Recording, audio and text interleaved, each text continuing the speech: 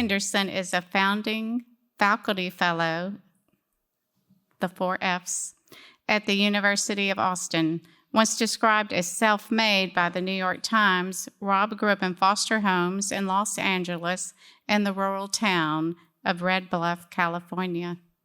He joined the Air Force at the age of 17. Is that legal? Did you lie about your age? After his enlistment, he attended Yale on the GI Bill and was subsequently awarded a Gates-Cambridge scholarship to study at the University of Cambridge, where he obtained a PhD in psychology.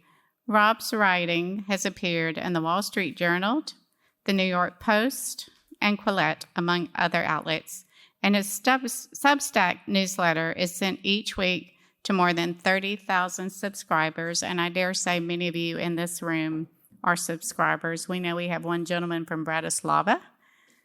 Say hey to Tom, who drove 3 hours to be here. I can't imagine a better recommendation than that. So with that, may I please welcome you to the stage, Rob Henderson.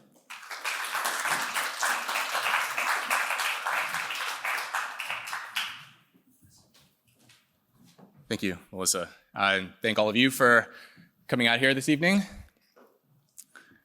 And it is legal, by the way, but I didn't forge a signature, not that time. So I'm probably most known for this idea of luxury beliefs. But first, let's start with a question. What do top hats and defund the police have in common?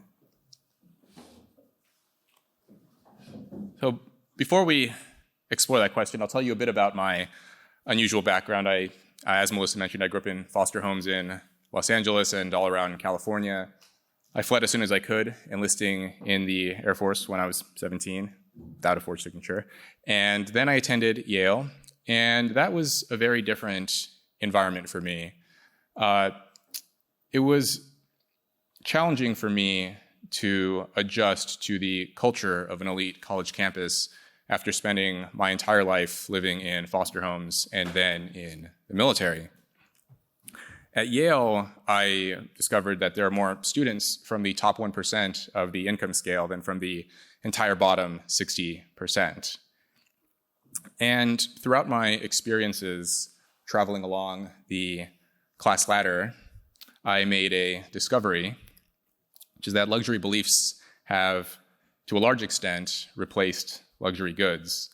Luxury beliefs are ideas and opinions that confer status on the upper class while often inflicting costs on the lower classes.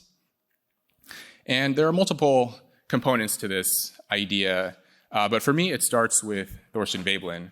So Veblen was an economist and sociologist in the late 19th century in the US, and he's most known for this book he wrote called The Theory of the Leisure Class, published in 1899. And Veblen wrote about the elites of his day in the late 19th century. And Veblen's key idea in the book is that because we can't always be certain about the financial means of other people, a good way to determine this is to see whether they can partake in expensive and time-consuming activities, whether they could afford costly items and luxury goods, wardrobes, things like delicate and restrictive clothing, top hats, evening gowns, tuxedos, and partaking in these activities like golf and beagling. For Veblen, even butlers are status symbols. They ostensibly serve a practical purpose, which is to assist the wealthy person. But Veblen also suggests that an implicit meaning to having servants like butlers is to communicate to fellow elites that you're a member of this rarefied social strata. So a few decades later, Pierre Bourdieu, a French sociologist, wrote a book called Distinction, a Social Critique of the Judgment of Taste. And there were some nuances and some differences to his idea compared to Veblen's, but there were a lot of similarities as well. Veblen in this, or rather Bourdieu in this book, coined a term called cultural capital. His idea was that the elites would convert their economic resources into expressions of class status through cultural capital. And this consisted of what he called the dispositions of mind and body, intricate and expensive hobbies, developing unique tastes. So at this point in the mid-20th century, a lot of this, Bourdieu wrote, consisted of learning about art and wine and things that didn't necessarily have anything to do with working in manual labor jobs, things that would be termed, he had this term, distance from necessity. And so the elites would develop customs, tastes, habits, and opinions, and so on. Around the same time in the 1970s, there was a biologist named Ahmed Zahavi, and he had a similar idea to Bourdieu and Veblen, specifically regarding the animal world. One of Zahavi's famous ideas is this idea of costly signaling. And essentially the idea is that certain animals will partake in dangerous, risky, costly demonstrations and activities in order to signal something about their underlying evolutionary fitness. So a famous example that a lot of people know about is the peacock's tail. Only a healthy bird is capable of growing this long, luxurious tail while managing to evade predators. And a lesser-known example is the behavior of the African gazelle. So when healthy adult gazelles see predators in their environment, they'll often respond with what is called stotting. So when they see predators, they'll spring vertically into the air with all 4 feet raised. And the message that this sends to predators is, I'm so fit that I can afford to expend valuable energy to show you how strong and robust I am compared with the other gazelles. So for animals, they'll engage in these costly demonstrations as a signal of their underlying physical capacities. And humans will partake in economically costly and time-consuming activities as a demonstration of their underlying economic capacities. So there are examples of this phenomena of elites and costly signaling and this phenomena of luxury beliefs throughout history. So in the Middle Ages in Europe, only the elites could afford spices. And over time, as Europeans colonized India and the Americas and so on, the cost of spices dropped. And in response, the elites many of the elites decided that spices were vulgar and decided to no longer use them. In a notable example, Louis XIV outlawed spice for the court chefs, and that they could only use spice in desserts and no other dishes. So what started with the elites suddenly became obtainable by the masses, and in response, the elites decided that they were no longer interested. Another example, dueling in the American colonies. So initially it was the aristocrats of that time in the American colonies who would participate in this ritual. And this practice gradually spread throughout the colonies to lower social classes. Gradually, the elites abandoned this practice, and it was outlawed in the late 19th century. So this distinction is the key motive here, this striving to stand out from others, and then once the practice is adopted by the masses, they no longer are quite as interested. I think there's a similar phenomenon going on right now with the Twitter verification controversy. So initially, only members of the chattering class, journalists, and well-known people could obtain verification on Twitter.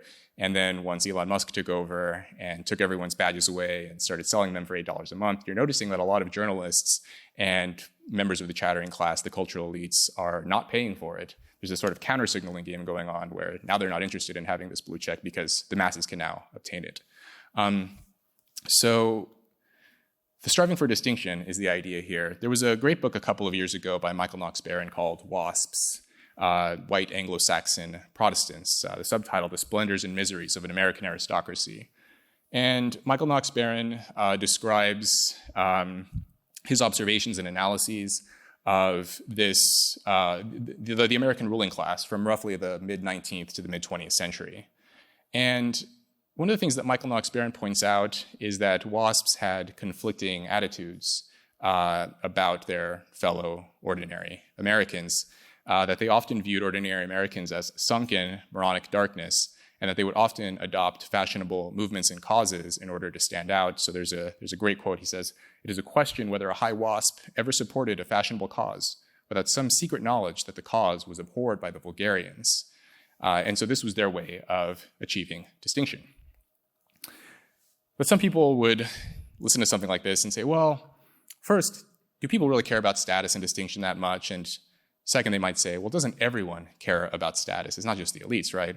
Well, the elites actually do care more about status than everyone else. Emile Durkheim, the French sociologist, understood this when he wrote The more one has, the more one wants, since satisfactions received only stimulate instead of filling needs.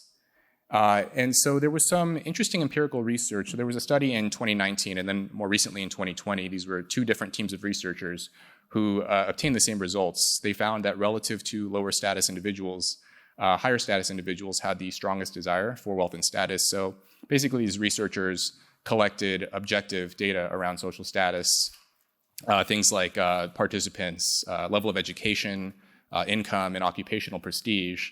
And then they also asked the participants questions like the extent to which they agreed with statements like, "It would please me to have a position of power." And what they found is that the people at or near the top of the social ladder had the strongest desire for even more wealth and power and status than everyone else. So they really do crave distinction more than others. And so by now, you're probably familiar with the answer to the question that I posed at the beginning: what do top hats and defund the police have in common? So luxury beliefs have replaced luxury goods. In 2020, the Defund the Police movement gained a lot of interest and a lot of traction among the chattering class. And there was a survey in 2021 asking US citizens how many of them supported the Defund the Police movement. And they broke down the results by income category. There were only 3 categories, but they found that the highest income category, $100,000 or more a year, this group was the strongest. They showed the strongest support for defunding the police relative to the middle and lowest income categories. In 2021, like as crime started to increase in the US, a lot of wealthy people started to hire private security, off-duty police. There were stories of people fleeing to the Hamptons, from Manhattan, trying to find safety and security from the increase in violent crime in the US. And this is a luxury belief. It does have outsized penalties on the less fortunate. So this is data before the Defund the Police movement from the U.S. Census Bureau. In the U.S. compared with those who earn more than $75,000 a year. The poorest individuals are 7 times more likely to be victims of robbery and aggravated assault, and 20 times more likely to be victims of sexual assault. And of course, they're more likely to be victims of homicide as well. In San Francisco, the homicide rate has been spiking, and people have been trying to play the shell game and suggest that it's actually not that serious. But a few weeks ago, there was a tech entrepreneur that was killed in San Francisco, and then suddenly I noticed that people started to pay attention to this. Apparently, it's not that big of a deal if poor people kill each other, but once a member of the upper middle class is killed, then suddenly crime becomes more serious. One of the original luxury beliefs that I developed shortly after arriving at Yale was this denigration and this mocking of stable families. Where I was growing up in Red Bluff, I had 5 close friends, and of the 6 of us, none of us were raised by both of our parents. So I was raised in foster homes, but another friend was raised by a single mom, another was raised by a single dad, another was raised by his grandmother because his mom was addicted to drugs and his dad was in prison, and that was the sort of norm where I grew up. But then when I got to Yale, I realized, just making friends and getting to know people, I learned that almost every single person I met was raised by 2 parents, and yet when I would speak with them about issues surrounding poverty or inequality or the plight of the dispossessed in the lower classes, they would always retreat to questions of economics. But whenever I brought up family issues and suggested, my friends and I grew up poor, but a lot of it was related to instability at home, little to no oversight, no one who cared about our grades, how we were doing. And they would get uncomfortable with this and often suggest that actually marriage and the sort of old ideas of family, these are sort of patriarchal, outdated institutions that we should evolve beyond.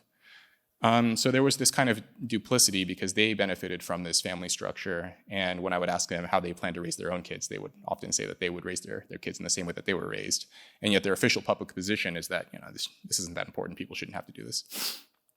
And so you can see the sort of the consequences of this this disdainful attitude toward the family. So this is a figure from Coming Apart by Charles Murray. So you can see here that in 1960, the black line, that's the top 20% of the American socioeconomic status. So In 1960, about 95% of kids were raised by both of their birth parents. And if you fast forward to 2005, it had dipped slightly to 85%. So there was a slight change in the family structures, but not much. Vast majority are still raised by both of their birth parents. For the poor and working class, the bottom 30%, the gray line underneath, it was roughly the same in 1960, despite having much less than the upper classes of that time. They were still majority raised by both of their birth parents. And if you fast forward to 2005, it had plummeted to 30%. And so now it's an anomaly. If you travel and visit poor working class neighborhoods in America, you'd be hard pressed to find a kid who is living with two parents, let alone two of his two birth parents. So you can shift to language as cultural capital. There's a great book by Paul Fussell, published in 1981. And he documents a lot of humorous observations about class. But one of the things he points out is that the upper classes at that time, there were sort of differences in conventional language use. The upper classes would say, oh, this is so tiresome, this is tedious. And everyone else would say, oh, this is boring. Whereas today, the upper classes, there's still some differences around conventional language use, but now the upper classes today will use language by developing newfangled terms that sort of allow them to distinguish themselves from others. When I was growing up in foster homes and in the military, and I had never heard these words like cultural appropriation or heteronormativity or problematic. I went the first 25 years of my life hearing problematic 0 times, and now I hear it probably a baker's dozen a week. So there's this sort of shift in capital, cultural capital, language is cultural capital. And so this is the basic idea. Luxury beliefs are costly signals of status. Some people suggest, well, are luxury beliefs really costly? Are they really expensive to obtain? They're just words. Well, they are costly to obtain because you have to listen to the right podcasts, you have to subscribe to the right periodicals, you have to work the kind of job where you scroll Twitter all day and learn, oh, we're saying unhoused, now homeless is, that's passé. So these are honest signals of wealth. Bourdieu in the Forms of Capital wrote, the best measure of cultural capital is undoubtedly the amount of time devoted to acquiring it. So it's the time, whether you can sink the time and the economic resources into learning these new luxury beliefs. And you have to often attend the kinds of universities where these luxury beliefs are fashionable, or at the very least be friends and be in the same social circles, move in the same circles as people who believe in and recite these luxury beliefs. There's a quote from 2020, an interview by the NYU professor Scott Galloway. The strongest brand in the world is not Apple. The strongest brands are MIT, Oxford, and Stanford. Academics decided we're no longer public servants. We're luxury goods. And these goods are displayed through our luxury beliefs. And I'll leave it at that. Thank you.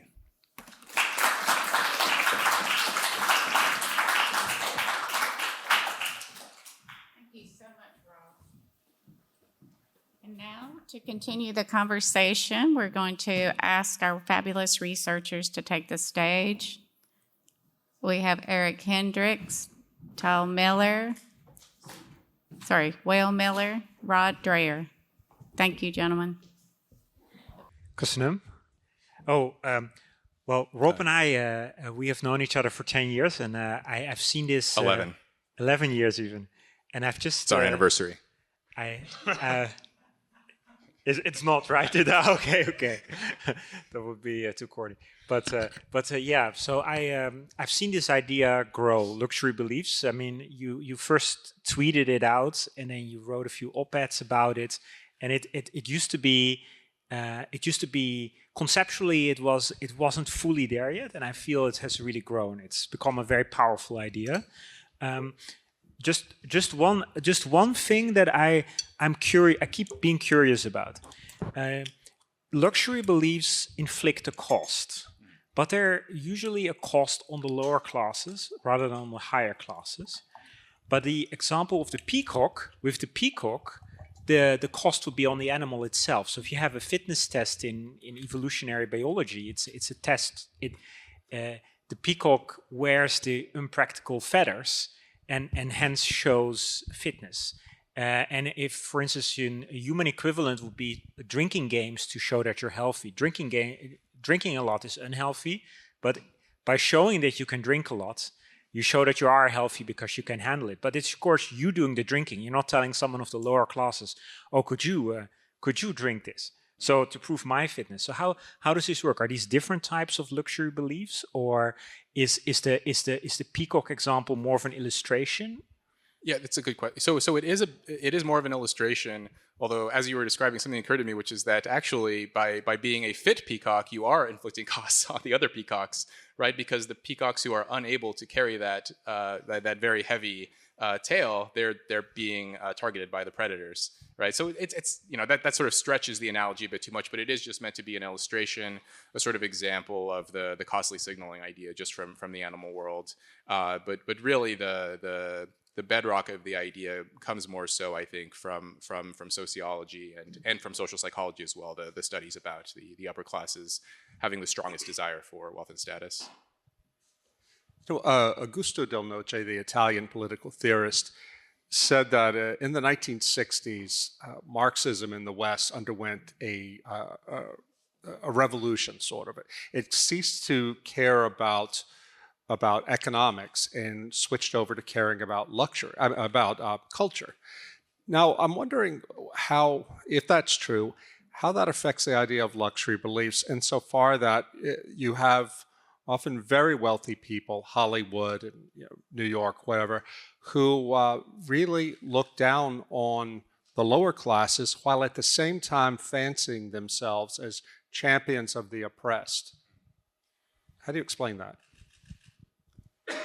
Well, I think that a lot of this is driven by status-seeking motives. So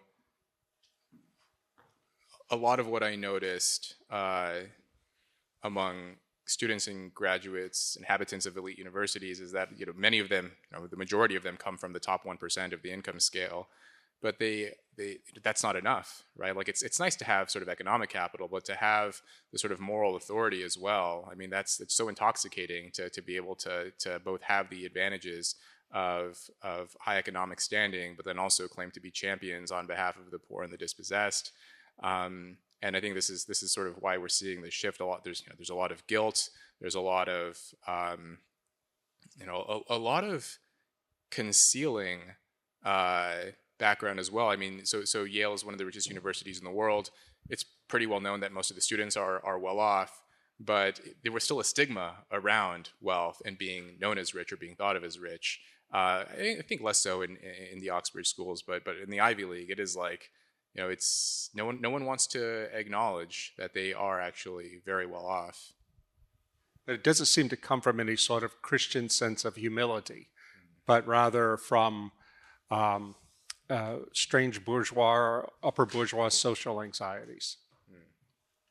Yeah, I think that, I mean, I'd never seen so much anxiety, actually. When I arrived on campus in 2015, I mean, I got out of the military in August. I started classes in September, and then in October I saw the Halloween costume controversy with the Christakises. So that was like a very rapid, that was my introduction to campus culture. Was 1,000 students marching around campus demanding 2 professors be fired. That was what I saw for what I thought was a totally innocuous email. I mean, I had zero understanding, especially now I can do the sort of intellectual acrobatics. I sort of can, whatever. I can Could sort you of explain model what that was for the audience? Well, so okay. In a few weeks before Halloween in 2015, the Yale administration sent out an email to the students asking them or suggesting to be careful about the costumes that they wore, to be sensitive, to be mindful, to don't culturally appropriate and wear anything that could be misconstrued as offensive. And in response, Erica Christakis, a faculty member on campus, she was the associate master of one of the colleges at Yale, wrote an email to her residential college students, basically, gently challenging this idea that students need the administration to tell them what they should and shouldn't wear, and more or less just defended freedom of expression and saying you're all adults. Maybe if you have an issue with one another, you can communicate instead of having this sort of bureaucracy imposed from on high about what you should wear. And in response, the students accused her of being racist, of defending, and this was like sort of emblematic of the history of racism and bigotry at Yale, and demanded that she be fired. And then later on, there's famous viral videos of her husband Nicholas Christakis being unfairly demonized by students. He was surrounded by these students, and they were all screaming at him. And so they demanded that he be fired for defending her and for not apologizing on her behalf, which was kind of odd. And so I that was like my moment of, wow, this is really a different place. And that sort of spurred me to start trying to understand what I was really seeing here, and to understand some of the cultural differences, not just the economic ones. I mean, I knew going in that these students were going to be from sort of different economic backgrounds than me, but the cultural piece was something that for me was unexpected. If I could, just levering my background in evolutionary biology a bit here, I think there's an important sort of nuance that divides costly signaling and the idea of the peacocks from this type of luxury beliefs that we're referring to. So first of all, what we're talking about are memes. Memes in the sense of Dawkins, not in the sense of Pepe the Frog. What I mean by that is these are units of cultural information. And if you imagine time as flowing up to down like the Chinese do, then memes are transmitted horizontally, whereas the gene is a way to transmit information vertically, down through time. I mean, everyone here carries genes that predate us. They're from very far back in time, whereas we can have beliefs that we create and pass on horizontally to those around us. The problem is, and this is actually the biggest critique of Dawkins and his idea of the meme, that whereas genes directly self-replicate when they're passed down, like with the peacock, the strong peacock who can support the big tail passes on that gene and it's exactly the same. Beliefs don't work like that. So when we pass on a belief horizontally, we're not implanting or uploading information into someone's head. We share ideas, and these ideas are reproduced by those people in their own way, in their own conception. And given that that's how beliefs must work as units of cultural information, there's a question here as to how these luxury beliefs are being passed on and circulated around people, like in your university, for example. So I would like to ask, when you came to Yale and you found these other students that were, this is what you were referring to earlier, afraid of being rich, like, they have this social anxiety about being identified as having privilege, right? How did they acquire those beliefs? How were they reproduced in their own minds, and how did they pass them on to others? Was it indoctrination? Did they force other people to accept their beliefs? Or was it emulation? Did they voluntarily say, well, I want to accept this belief because I think it's good for me? Could you talk about that a bit? Well, I think most of it is emulation. These ideas, there's this sort of conditioning response that they learn that if they express some beliefs, like expressing a comment suggesting that they come from a rich family and they receive a negative reaction to it, then they're not going to say that anymore. But if they say something denouncing the privilege of others and receive plaudits for it, then they're going to continue doing that. And gradually they sort of adjust. But as far as like the where these beliefs originate, I think a lot of it probably, I think from cultural elites, from people who sort of broadcast messages from prestigious institutions. That was something that took me a bit of time to adjust to as well, which is that I had never really paid attention to the news until I got to college and suddenly realized an aspect of cultural assimilation into this group is to sort of keep up with the latest New York Times op-eds, the fashionable periodicals, what's going on in the Atlantic, what did so-and-so write this week. And people would sort of go around and talk about these things. And I'd go to the Sterling Library on campus and see like stacks of the New York Times and the Wall Street Journal, and they would of course offer steep discounts to the students, attempting to sort of entice them to become lifelong subscribers. And I realized like, oh, this is like a really big deal to like keep up with the media, to keep up with the news. And it was interesting. A lot of the students would go straight to the op-ed pages, to the opinion. It wasn't that important to know the concrete details of a newsworthy event. It was important to know what to think about them and to or just the headline, right? Just the headline, and to know like, oh, this is the opinion I'm supposed to have on whatever the issues of the day are, and then I think this is a sort of like the Schelling point where you read the op-ed pages of the New York Times, everyone, oh, okay, so that's what we're supposed to believe. Maybe there's some nuances. If it's too outside of their Overton window say, then there will be some pushback, and then the editors will apologize or whatever. But generally speaking, I think this is the way it works: is that a handful of sources broadcast the same idea simultaneously, and then the rest of the cultural elites more or less will adopt the belief and recite it. Okay, but if you take something like a newspaper reading, this has been a sign of bourgeois upper middle classness for at least 2 centuries. So that's something very, very general, that you read newspapers in Europe and in North America. Those are signs of the bourgeois life. But with the luxury belief examples you mentioned, there seem to be also specific ideologies in play that are more recent.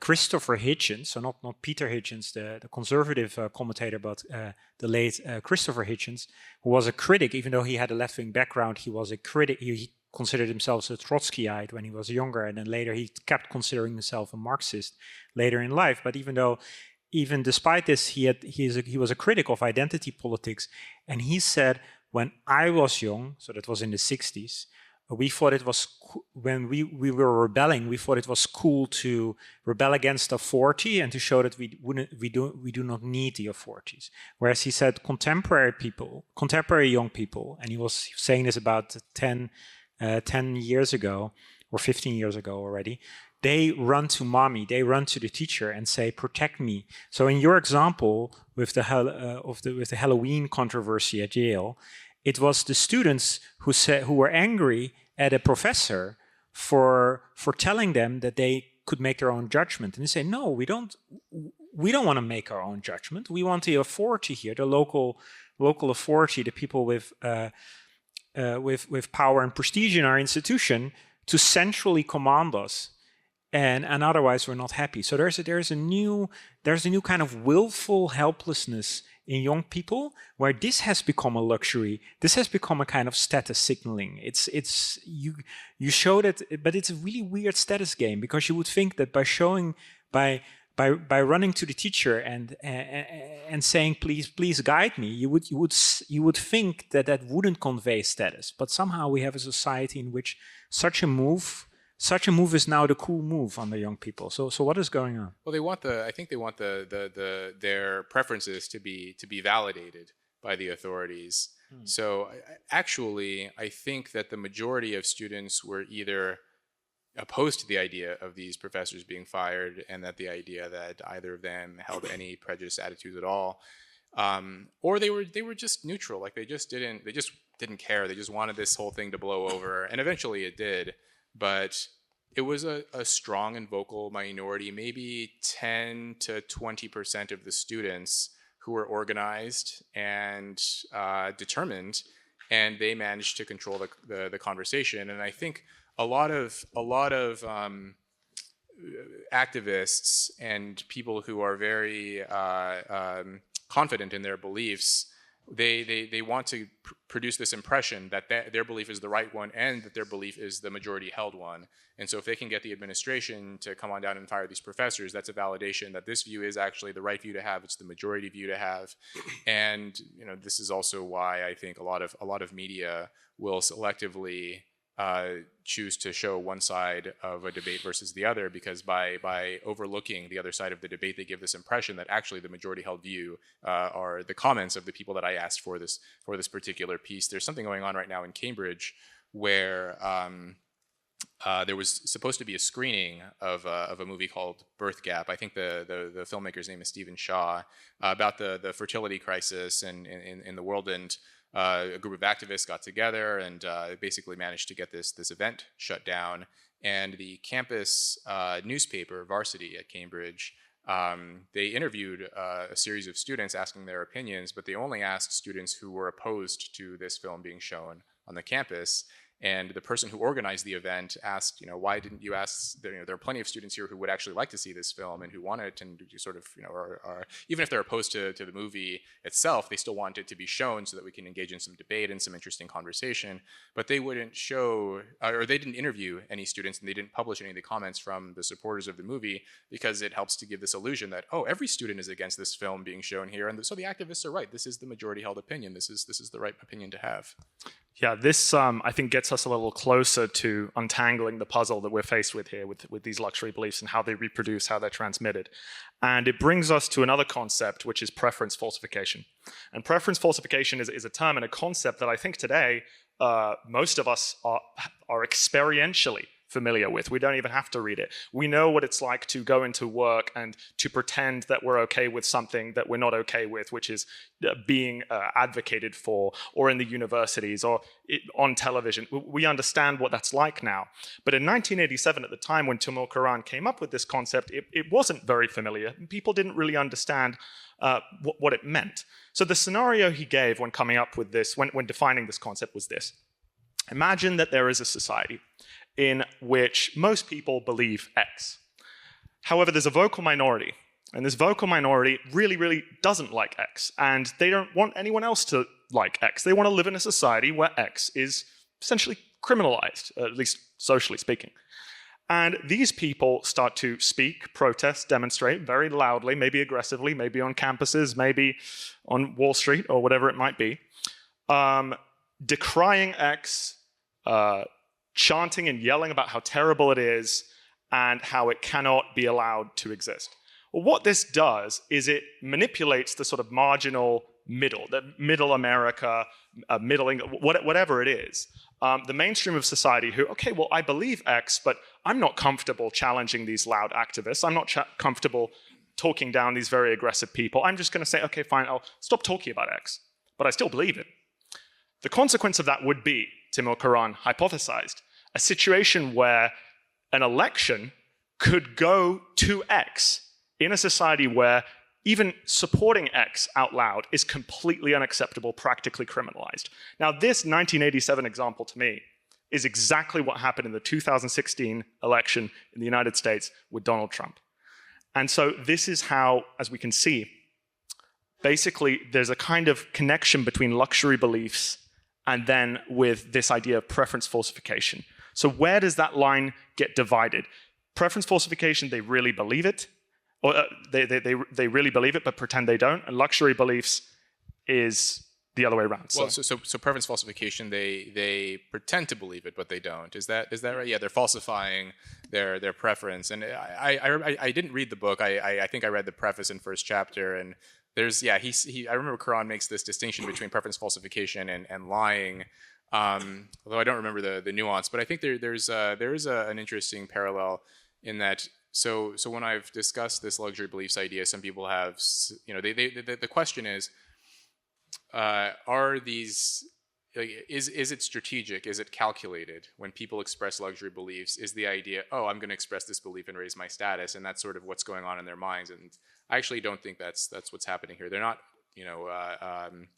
consciously falsifying preferences or lying or trying to say something they don't necessarily believe in order to raise their status. I think it's unconscious, it's natural, that people intrinsically desire to be thought well and to be sort of highly regarded by their peers.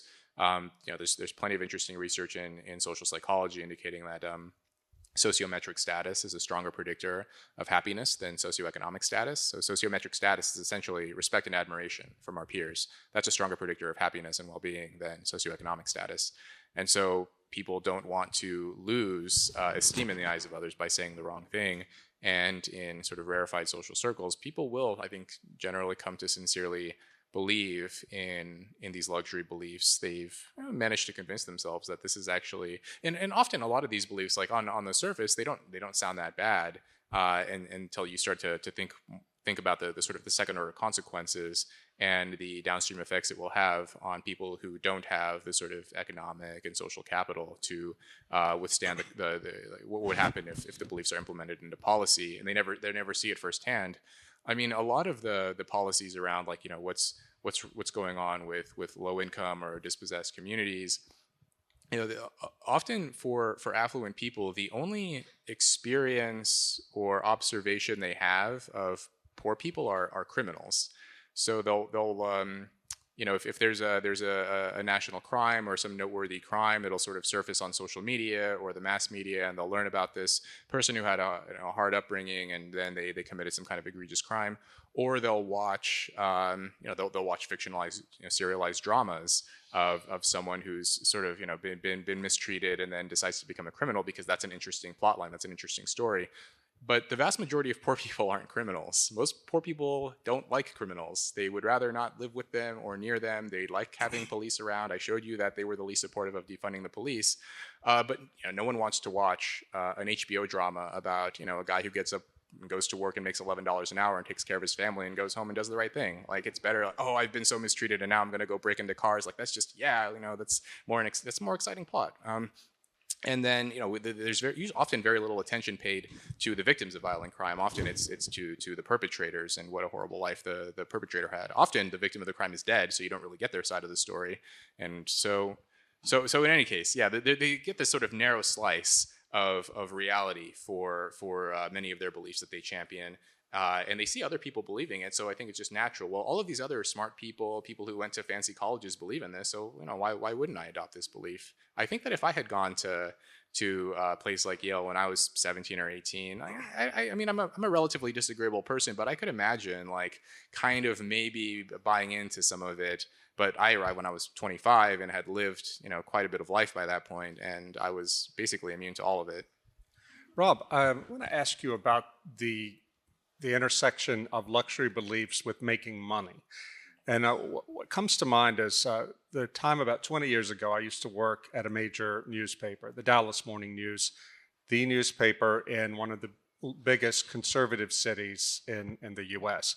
And what struck me about the paper is how thoroughly liberal the paper's leadership in the newsroom was, even though we knew from research that our average reader was a conservative, middle-aged, white Republican who lived in the North Dallas suburbs.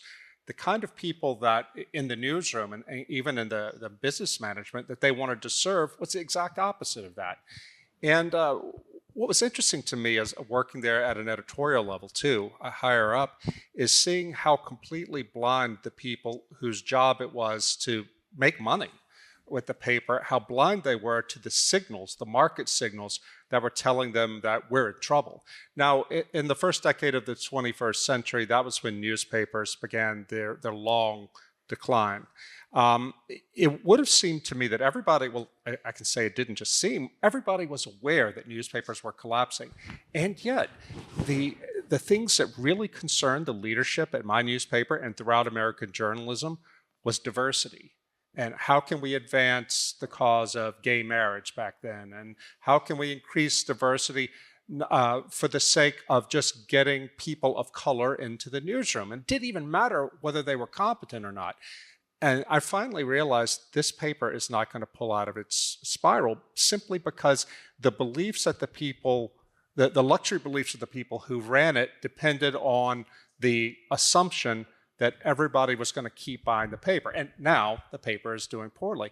So what I'd like to ask you, and I could talk about, by the way, movies in the same way. I used to be a movie critic, and people would say, well, the market must support left-wing movies. No, it doesn't.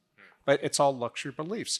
Can you tell me what you think about the way that clashes, the luxury beliefs and the market? And you may even wish to mention Dylan Mulvaney. I was on a flight a few weeks ago to Boston, and I noticed so the airline, I don't remember which airline it was, but they had two beers. One was Bud, and the other was some other beer. And everyone was asking for the other beer, and the flight attendant kept saying, "Well, we have Budweiser. The other one, they've sold out very quickly, and no one wanted the." And it's just an anecdotal observation here, but I found that interesting, and I wondered if it was connected to the. But it is really bad beer. It is horrible. Right? Well, they were both bad. I remember this distinctly. They were both awful beers, but people wanted the other bad beer.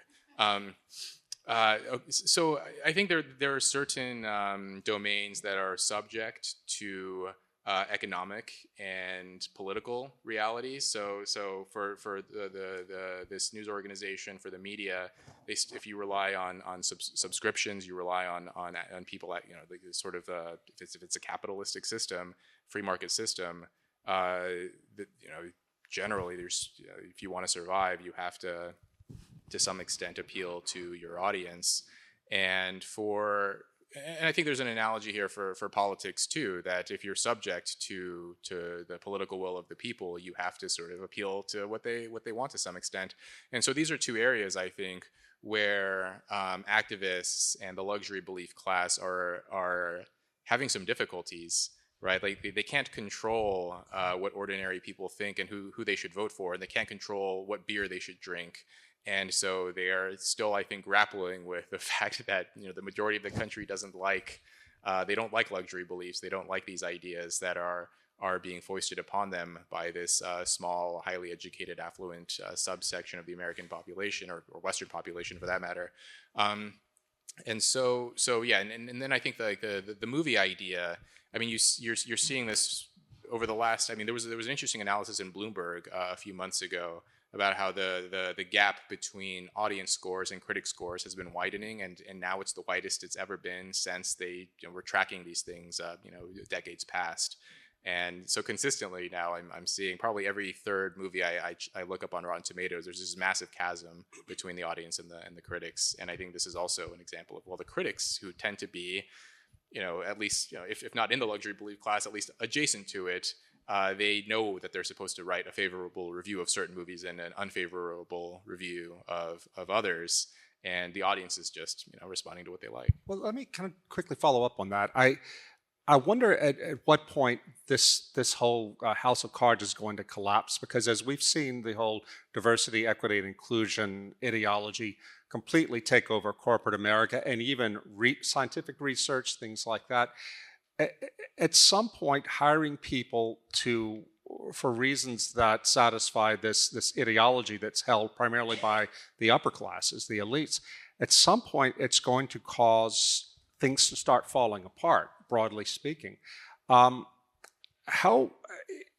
Why do they persist in this? The elites persist in this when it ought to be very clear that if you hire someone for any reason other than his or her competence at doing the work, at producing good work, that you're ultimately, the mission of the company or the concern is going to fail.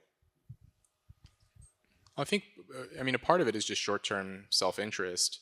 If you hire an incompetent person, but they check the right boxes, in the short term, you're perhaps going to be praised for hiring that person, and you're going to avoid the penalties of hiring someone who isn't currently favored. And if that person turns out to be incompetent, no one is going to blame you. Isn't there's this old kind of joke about, like, no one ever got fired for hiring the guy from Harvard, something like that, and no one got fired for buying IBM. Like, if you just do the thing that the incentive structure guides you to doing, then why wouldn't you do it in your own sort of self-interest? Maybe for the good of the company or the organization or the country, it would be better to hire the more competent person. But for your own self-interest, for your own reputation and employment prospects, it's better to just sort of go along with the ideology.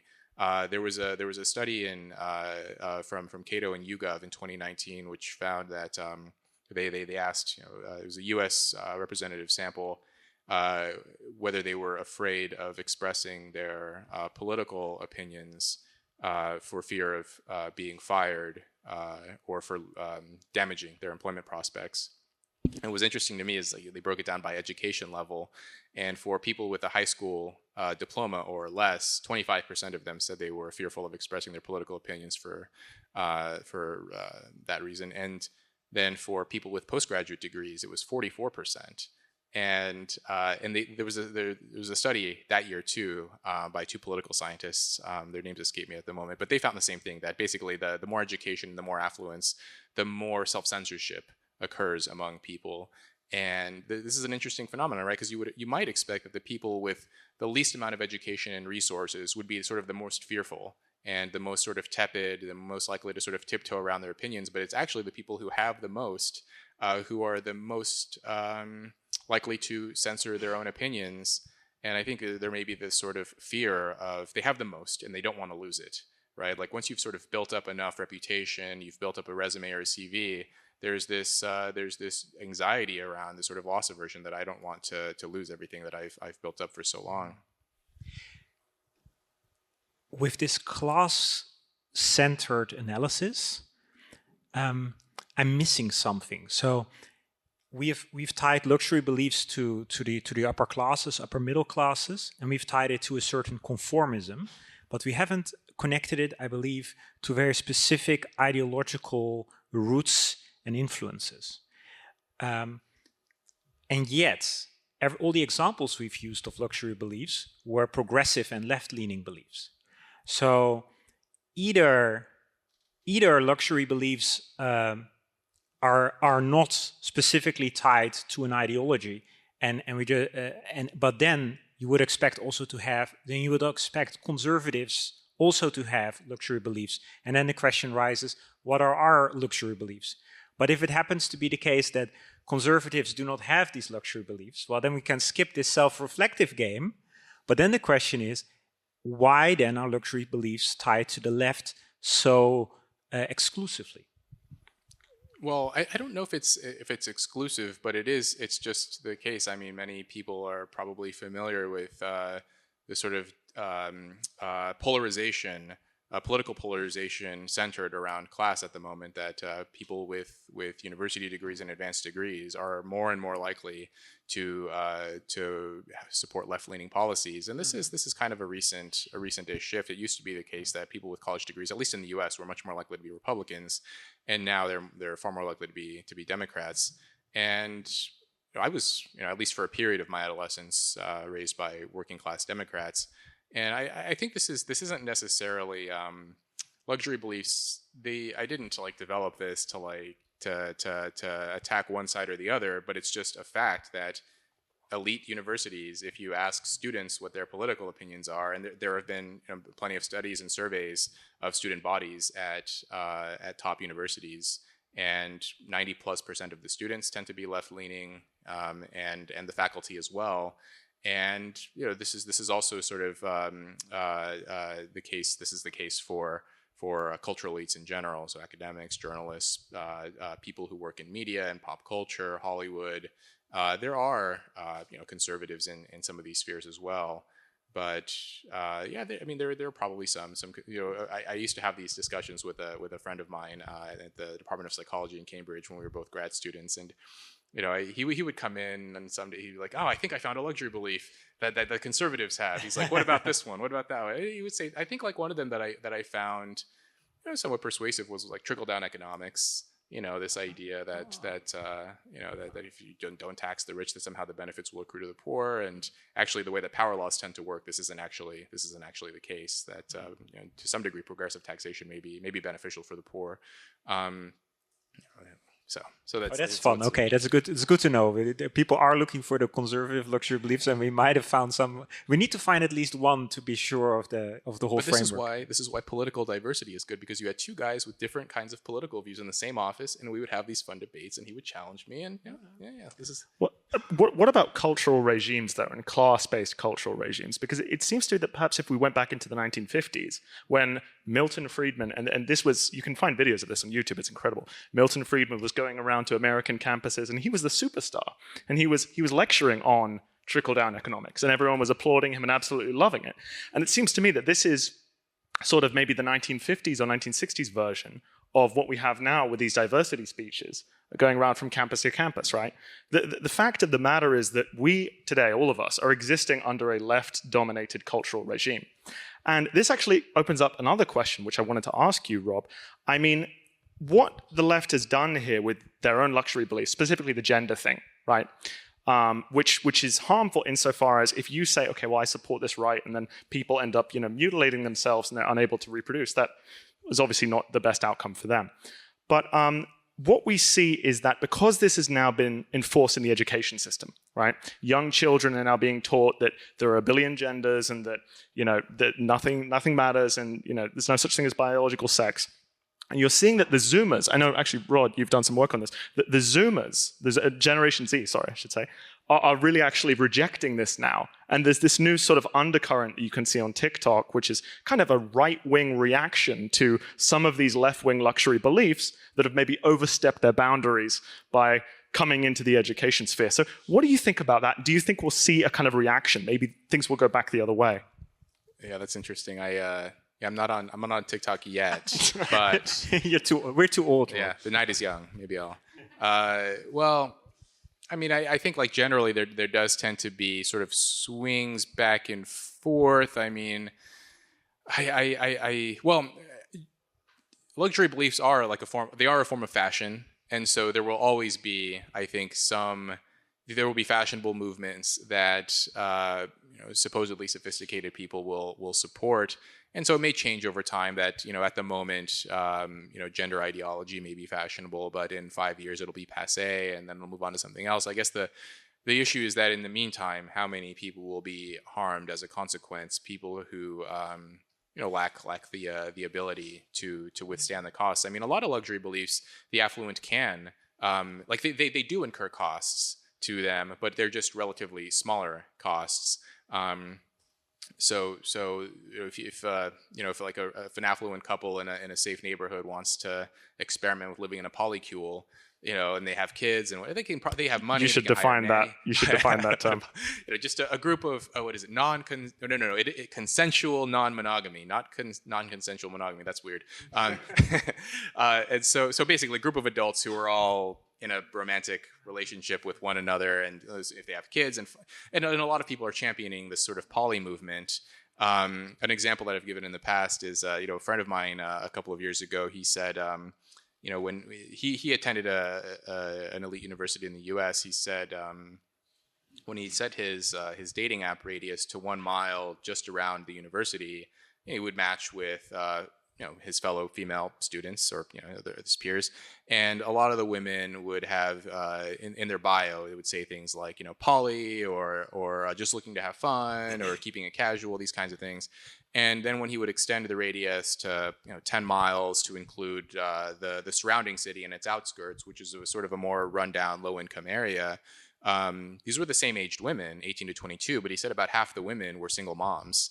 And so this is just a stark example of how, if you are a member of the upper middle class, sexual freedom looks very different, and the kinds of people that you will interact with are very different too. If you I know like college men can often be they can behave poorly and not necessarily be like ideal romantic partners, but a lot of women in low income areas, the kinds of men that they have to choose from and what sexual freedom looks like for them often looks like verbal or emotional or physical abuse or worse. It's not to say that this doesn't happen on college campuses. It's just more pronounced outside of them.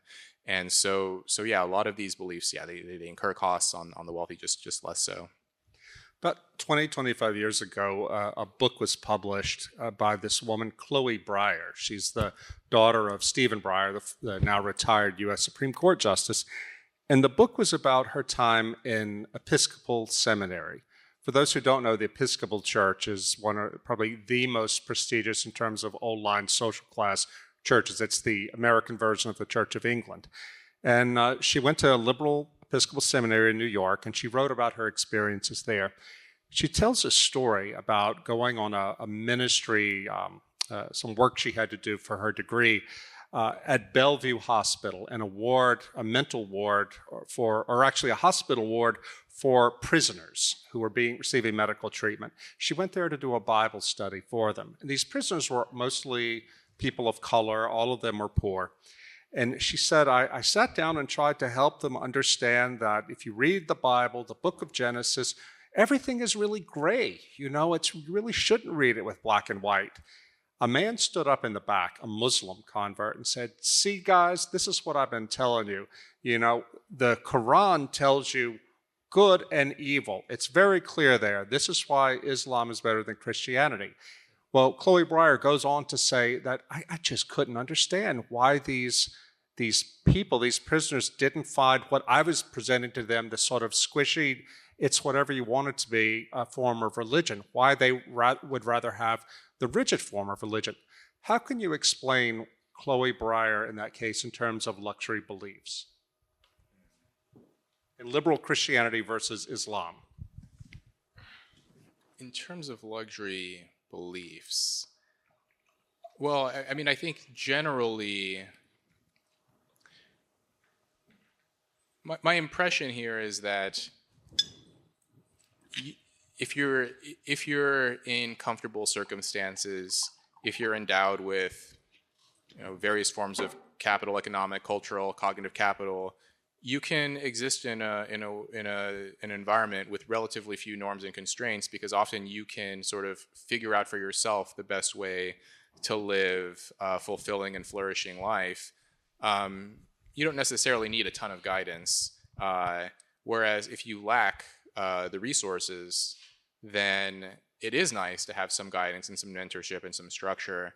I mean, so I'm thinking about my friends and I growing up. None of us had any structure at all, and even I was probably I was more peculiar than them for a lot of reasons, but even I was kind of a bright and curious kid, and I was still doing all of the same things they were. It wasn't until I got out of that environment and had structure imposed on me by the military that I started to think about what I wanted to do with my life and started to take myself seriously. Before that, it was just like live for the weekend, for the next day, for the next week.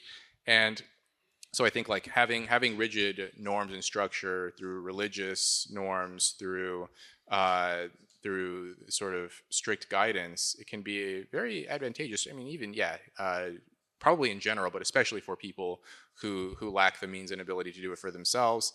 The other thing that comes to mind on that point is there was a great book that came out last year called Ritual: Why Seemingly Senseless Acts Make Life Worth Living, by this anthropologist Dimitri. It's a Greek name. It's like Zygalatas, something like that. It was a great book, but he spends a good portion of that book on this idea. It's sort of related to costly signaling theory, but the basic idea was that religious traditions and communes that impose a lot of burdens on its members tend to actually last longer than more permissive and relaxed religious organizations and communes. And the idea here is that people will. Well, first of all, people will. There's a sort of a selection effect that only true believers are willing to pay an upfront cost to join in the first place. But then there's this sort of backwards after the fact rationalizing that I would have only paid that cost if this organization was worth supporting in the first place. And there's this sunk cost idea. I spent so much time building this, I'm going to keep on with it. Whereas if you don't, if the organization doesn't take itself seriously and doesn't ask that much of you, then people aren't going to take it seriously either. And so I think those two ideas help to maybe understand what was going on there. I think people innately gravitate toward structure, and when they don't have it, often they're prone to acting out too. But wait a second. I was just thinking, luxury beliefs, could they serve a ritual function in certain communities? Because now that we're on the issue of rituals, I mean, rituals are very powerful in that they connect the ideological structure, the ideational structure of a community with day-to-day life, right? Because if you wouldn't have rituals, then these ideas you have that legitimize power in your community, that explain where you come from, why your community exists the way it exists, they're just floating out there in nowhere, and then only philosophers and really theoretical types could really connect with those ideas. But since those ideas have to structure life, it's really important to bring them into life, and you bring them into life with rituals. And perhaps one form of ritual could be ritualistic pronouncements that something is true, even and without really thinking about whether it is true or not, but just ritualistically, repetitively saying, let's say, trans women are women. Some of the luxury belief systems you mentioned, maybe in certain activist communities, saying defund the police. I mean, it's a slogan, and slogans in activism, slogans serve a communicative purpose to a wider community, but they could also be group building function when people are just where it becomes a mantra, defund the police, and it builds perhaps coherence, if only temporarily, within such a community. Yeah, that is interesting. It serves as sort of a social function that people can also easily identify allies as well through these outlandish beliefs as well. So if you say defund the police, and you can immediately by people's reactions. So if you're speaking with people who you're unfamiliar with their political views, that maybe that will also allow you to pinpoint allies and adversaries and very rapidly be able to recruit faithful members to your cause. We're going to turn now to questions from the audience. Surely somebody has something interesting to say or a comment to make. Who would like to go first? Please speak into the microphone.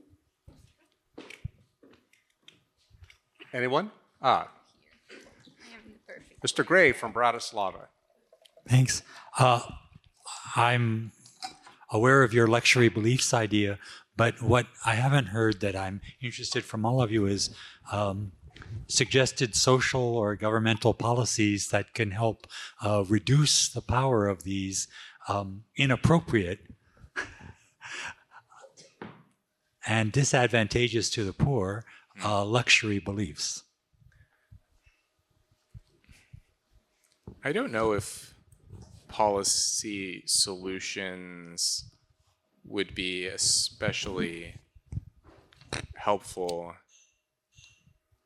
but I think that this is not. I think this is more of a social and cultural issue. This has to be a sort of a bottom-up, gradual change. It wouldn't a lot of the deterioration of families. I don't know what policy. I know a lot of people will suggest economic solutions, but I don't really see that working. One thing that I've been thinking about is just public awareness campaigns. This actually did have. This was a very this was a sort of a success story of a public awareness campaign that this sort of started in the 1980s.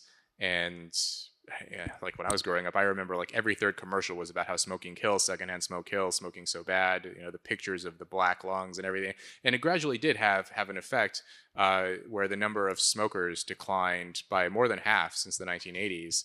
And it wasn't just the commercials too. There was a social stigma. There was a shame around smoking. It was embarrassing to smoke after a while. And gradually the sort of social attitudes changed.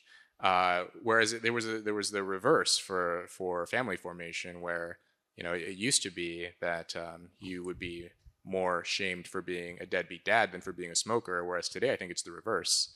Today you're more likely to be shamed for smoking a cigarette than for not talking to your kids. And so it would be, I think, like a public awareness campaign, something on the something on the order of advertisements, posters, commercials, saying that a child raised by two parents is X% less likely to be incarcerated by the time they're 18, or X% more likely to graduate from high school or go to college. Yeah.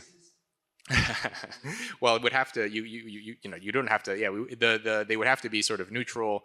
Just straightforward facts. Without bringing without bringing sort of identity politics into it. I think people would read into that as they will.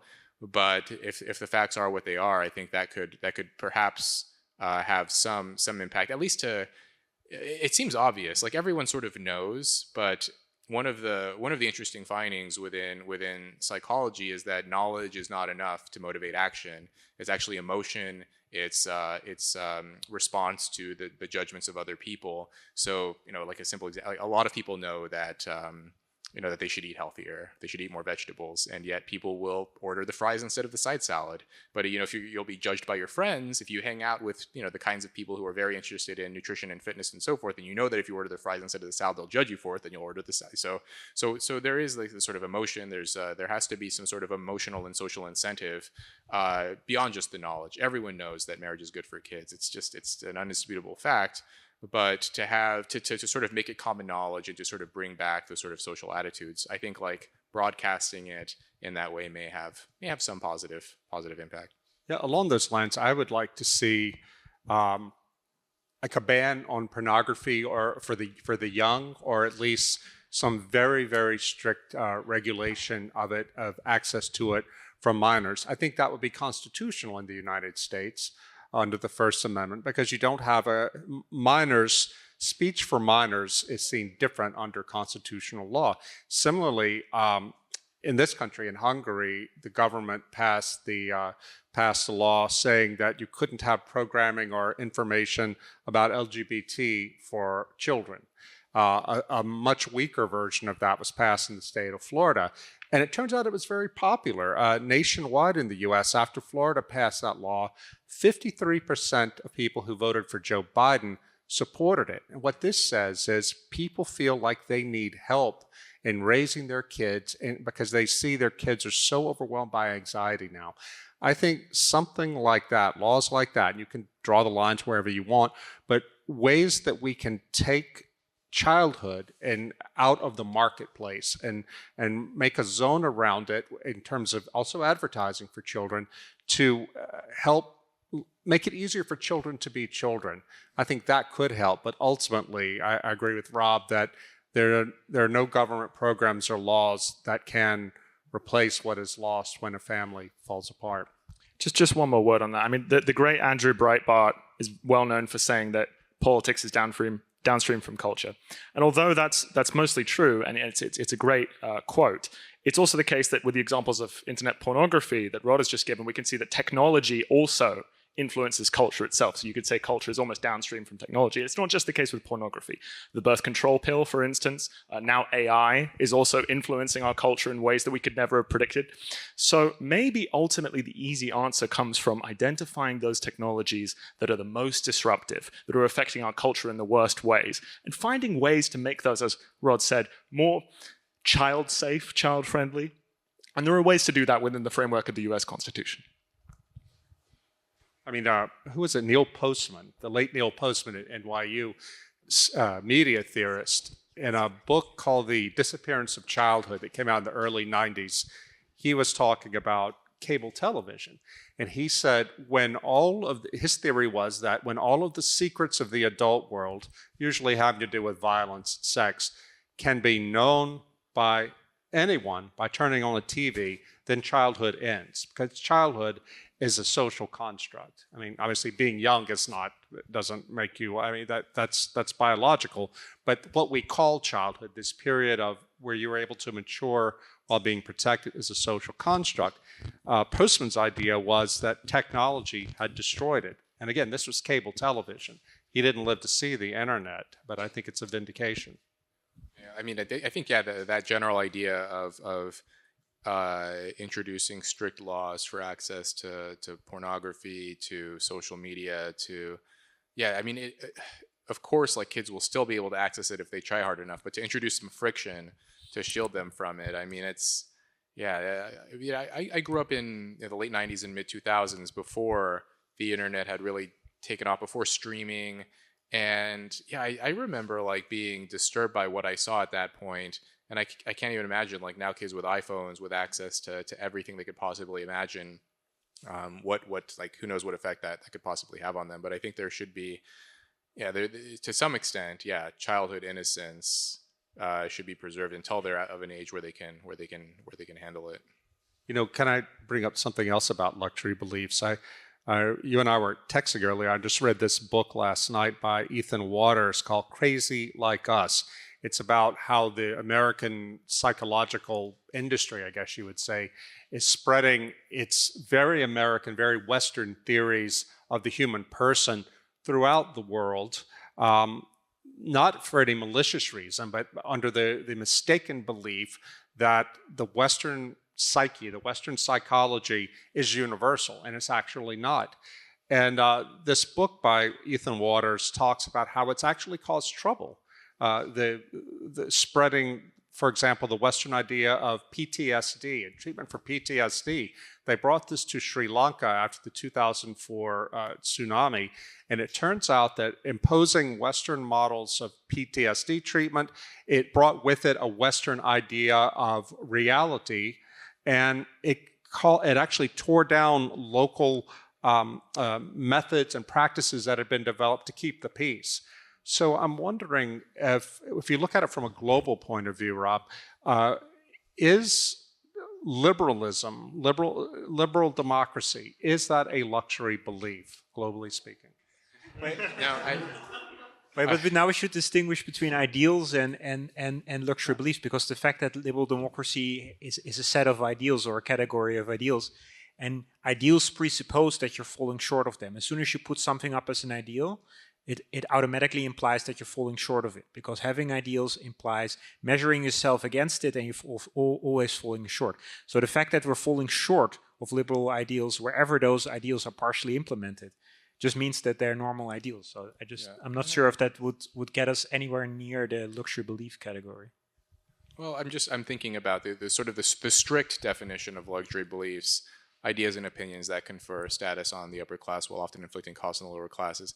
I guess in some cases, yes, and in some cases, no. I think it depends on, I could imagine, like, if you introduce liberal democracy into certain countries in the Middle East, or attempt to introduce Iraq. That's what I'm thinking about. Yeah, exactly. You're actually leading to much more misery and destruction and catastrophe than had you just left it alone. And like, this is an example, right, where Westerners went into these countries thinking that they were going to liberate and free and improve, and instead, in the long run, probably made things considerably worse. I guess hypothetically, there could be cases where introducing liberal democracy was actually better. I mean, like post World War II, everyone likes to use these examples of success stories of American interventionism and interference, and Japan, Germany, and Italy, and so on. In this case, probably introducing liberal democracy was a good thing. So I don't know how you would determine when it's good and when it's bad, but some cases I think it can be a luxury. That's what I'm saying. In the case of Iraq, I can remember as we were debating going up to the Iraq War, I was part of that. I was in New York, and when you had people like Patrick Buchanan on the right and Robert Novak saying, wait a minute, this is not going to go as we want it to, not because the Iraqis are bad people, but because their society has not progressed enough to have the capacity to live out a successful liberal democracy. People like me call them racist, like, oh, what, you don't think Arabs have the capacity to govern themselves as liberal Democrats? And that was enough to shut it down, because it was considered, it was stigmatized to claim that, but it turned out to be true. Yeah, I think even that idea of they haven't progressed enough, it implies this sort of that history has like a predetermined outcome, and that once this culture, if you fast forward at a certain point, 100 years from now, they will be in a position where liberal democracy, this idea that the sort of end of history, this sort of Hegelian spirit that eventually all countries will sort of converge, given enough time, to this model of government, and I don't even know if that's true. I shouldn't have used the term progress. I mean, but you have to have certain pre-political, I suppose you might say, aspects to a society before liberal democracy can emerge, a stable liberal democracy. And Western history shows that. We fought many, many, many wars to get to the point of liberal democracy. And I think that for the United States, many Americans have what I would think would probably qualify as a luxury belief, the idea that liberal democracy is something immediately universal, that if we just get in there and knock off the dictator, well, inside the heart of everyone around the world is an American liberal Democrat, in the sense that all Americans are liberal Democrats ready to come out. And that strikes me as a luxury belief. Yeah, well, I think that attitude, I think that's the belief. So just focusing on the U.S. or just Western countries in general, I think, I used that quote earlier from Michael Knox Barron's book, that the WASPs viewed the ordinary Americans as sunk in moronic darkness, and that they need leadership from this elite class, from the intelligentsia or the cultural elites, the luxury belief class. And once you sort of strip away all of the ignorance and inculcate enough education and expose them to enough of the right material and content, then they'll come around, and eventually, of course, naturally, they're going to become members of the same group as you, liberal Democrats, or just general believers in Western style liberal democracy, that we'll all sort of come together once the ignorance is stripped away. So I'm question. Yeah, maybe you go to questions. Yeah. Hey, so first I want to thank you for this high IQ conversations and ideas. So My question is, what's the difference or link between luxury beliefs, preference, what's the term? Preference falsification. Timur Quran. Falsification and virtue signaling. So what are the difference or links between them? So preference falsification is really just a description of a fundamental human behavior, right? Like in tribes, we also had to pretend that we liked things we didn't like or disliked things we did like. Humans are naturally social animals. We have status-seeking tendencies. And falsifying our preferences is just one of many strategies that we adopt in order to do that. What Timur Quran was really describing is how this looks in a big, highly networked, highly populated democratic society. Because it can result in outcomes like, and I'm not saying this is good or bad, Donald Trump, when nobody knows what's going to happen in an election because preference falsification has reached such extreme heights. So that's that. Anyone want to take over on the... Yeah, well, I've received this question. It's a good question too about our luxury beliefs is just virtue signaling rebranded with a different kind of terminology. I think some forms of virtue signaling are luxury beliefs, but not all luxury beliefs are examples of virtue signaling. It sort of subsumes it, but also sort of broadens it. There are examples of luxury beliefs that don't really have anything to do with virtues or morality. Many of them do, but an example I've provided. Oh, and this is maybe to some extent more politically neutral, or it's not necessarily about sort of left-leaning luxury beliefs. The proliferation and promotion of technology. So Steve Jobs famously wouldn't let his kids use iPads. There are reports of Silicon Valley tech entrepreneurs who hire nannies to monitor how much screen time their kids have. There's a lot of examples of this of rich people in Silicon Valley who will send their kids to schools that don't allow phones, that don't use any form of technology whatsoever. These are just sort of these old school, pencil and paper schools. But meanwhile, like in LA County, the LA County school system where I attended for a while, now they're buying iPads, they stick them in front of these kids, and if you put an iPad with a bunch of games and internet in front of a 7-year-old, they're not going to like learn how to spell. They're going to go on YouTube or whatever and play the games and play Candy Crush or whatever. So this is an example of a luxury belief where they're promoting and selling and trying to push and foist this appealing and attractive and attention hijacking technology on everyone else, but then privately in their own homes, I've heard stories, and some of them they have the phone room. If you're going to use your phone, you have to go in this room, but if you're leaving the room, leave the phone in the room and have sort of real life interactions. And we don't even know like what this technology is doing to young children, but we know that the children of the tech entrepreneurs, they will not be they won't receive the penalties of this kind of technology. I think drug legalization often works that way too, because the wealthy, many of them can handle it, or they have the resources to put their kids in rehab, but the poor often can't. Actually, IQ is one such resource. I mean, we actually know that, for example, mushrooms, there was a study on this, I think it might have been UCLA, are more likely to induce psychosis-like symptoms in people who have lower IQs than people who have higher IQs. So it's very easy to say, if you're a very intelligent guy and you can handle whatever drugs you like, oh, this should be legal for everyone. But you're not the one who pays those terrible consequences that land you in the emergency room or get yourself killed. We have another question. Yeah. Thank you so much for the talk. It was really interesting. I get the image that came to my mind was that they're sort of like Tesla beliefs.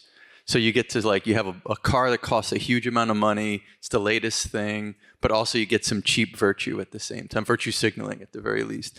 But the one thing that wasn't brought up that I was curious about was this idea of religion, because there's a sort of morality play happening. There's this desire for cheap virtue, cheap goodness, right, without cost. And so I was curious what your thoughts are on that, and what do you see as the end game of this? So where do you see this going? Well, you're right. So there is this desire for holders of luxury beliefs to distinguish themselves in a virtuous way. There's this idea of moral grandstanding. There's been some interesting psychology papers on this idea of people sort of, and moral grandstanding is a kind of a virtue signaling of using morality to sort of bolster yourself, to sort of puff up your peacock feathers and show how high status you are, would like to be. I think religion in general, I mean, it's interesting because holders of luxury beliefs, the luxury belief class, often they'll denigrate religion, or they'll think that it's superstition, or that it's outdated or backwards. And yet, the vast majority of humans on the planet are religious and believe in some form of a religious structure. So, and often they derive great meaning from it. I mean, there's some interesting research, for example, showing that globally, lower income countries are much more likely to be religious than high income countries. And then within countries too, higher income people tend to be less religious than lower income people. This is true in the US. I don't know, Europe might be more complicated, but generally speaking, this pattern seems to hold, that people who are struggling, who are trying to get by, religion is a source of great meaning and vitality for them. And so as religion has sort of receded, I think, people have been trying to like restore or fulfill that religious impulse with fashionable movements that are often adjacent to moral grandstanding, attempting to tell other people what to do, to claim some kind of moral authority. But it often feels very hollow because there's no like sort of like spiritual or philosophical or metaphysical grounding to it the way that ancient religions have. There's no tradition behind it, and I think a lot of people kind of secretly know this, and that this is why they're just so much more adamant and strident, because they're aware that there's actually nothing underneath it, and so they get this sort of provokes anxiety. I think wokeness can best be understood as a pseudo-religious political cult. That it attempts to do what religion does, which is to provide meaning, purpose, and a sense of community, of solidarity, but it's artificial and it can't really work that way. We are at the 7 o'clock mark. Melissa, did you want to have a closing remarks? I'm glad to see John has arrived.